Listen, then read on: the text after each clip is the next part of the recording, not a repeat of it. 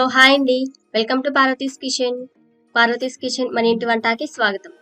ఈరోజు మన పార్వతీస్ కిచెన్లో పాలకూర అలాగే మిల్ మేకర్ బిర్యానీని ఎలా ఈజీగా ప్రిపేర్ చేసుకోవాలో ఈ వీడియోలో చూసేద్దాం. అంతకంటే ముందు మన ఛానల్ని ఎవరైతే ఫస్ట్ టైం చూస్తున్నారో, ఎవరైతే ఇంకా సబ్స్క్రైబ్ చేసుకోలేదో వాళ్ళు సబ్స్క్రైబ్ చేసుకుని సపోర్ట్ చేయండి. ఈ రెసిపీ చాలా ఈజీగా అయిపోతుందండి. పిల్లలకి మార్నింగ్ లంచ్ బాక్సెస్ కూడా క్విక్గా రెడీ చేసేసుకోవచ్చు. కర్రీ ఏం లేకుండా చక్కగా పెరుగు పచ్చడి రైతాతో సర్వ్ చేసేయచ్చు. వాళ్ళు కూడా ఇష్టంగా తింటారనమాట. ఇంకా లేట్ చేయకుండా ఈ వీడియోలోకి వెళ్ళిపోదాం.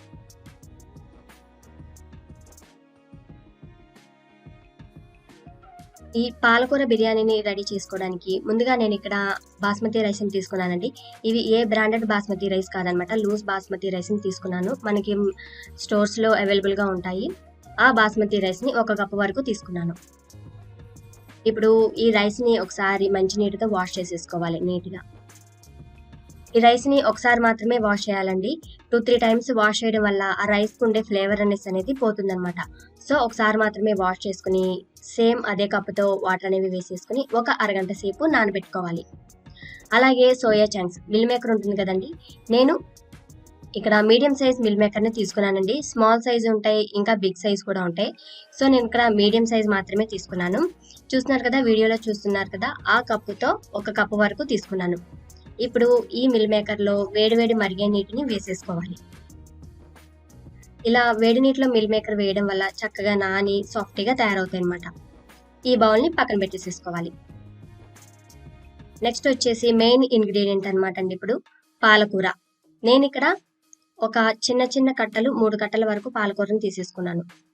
నీట్గా ఉప్పు వేసి వాష్ చేయాలన్నమాట. పాలకూరలు ఆకుకూరలు ఏవైనా సరే ఉప్పు వేసి వాష్ చేసుకోవడం వల్ల వాటి మీద ఉండే జెమ్స్ అనేవి పోతాయి అన్నమాట.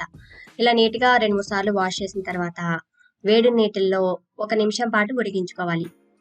ఈ పాలకూర బాగా ఉడికించాల్సిన అవసరం లేదండి, జస్ట్ సాఫ్ట్గా తయారయ్యేంత వరకు ఉడికించుకుంటే సరిపోతుంది. దీనికి 1 నుంచి 2 నిమిషాల వరకు టైం పడుతుంది. ఈ విధంగా ఉడికించుకున్న తర్వాత పాలకూరని వాటర్ అనేవి సపరేట్ చేసేసుకుని పక్కన పెట్టుకోవాలి.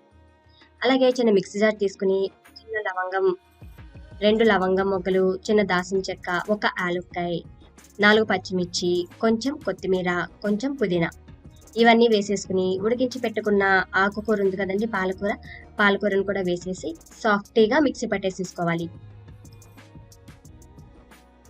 చూస్తున్నారు కదండి, ఈ విధంగా మిక్సీ పట్టుకోవాలన్నమాట. ఇప్పుడు మనం బిర్యానీ రెడీ చేసుకోవడానికి మొత్తం అంతా రెడీ అయిపోయిందండి.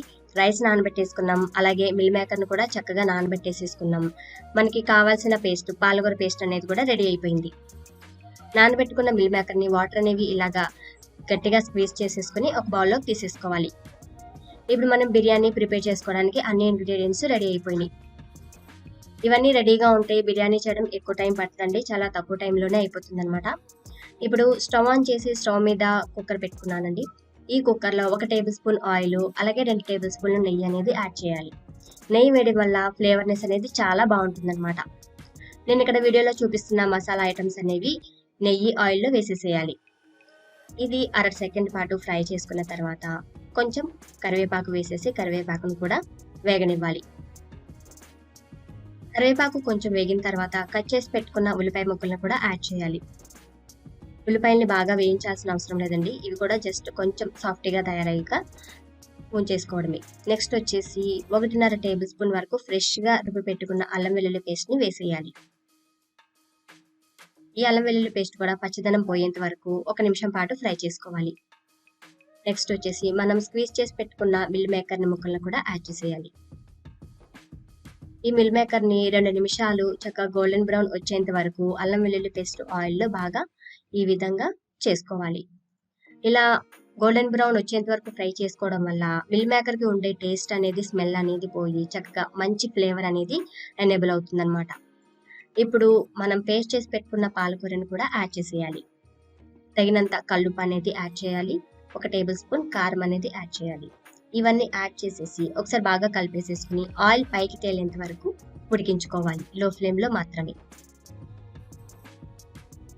ఈ విధంగా ఆయిల్ పైకి తేలుతున్నంత ఉడికించుకున్న తర్వాత మనము నానబెట్టుకున్న బాస్మతి రైస్ని వాటర్ అనేవి తీసేసి వేసేసుకోవాలి.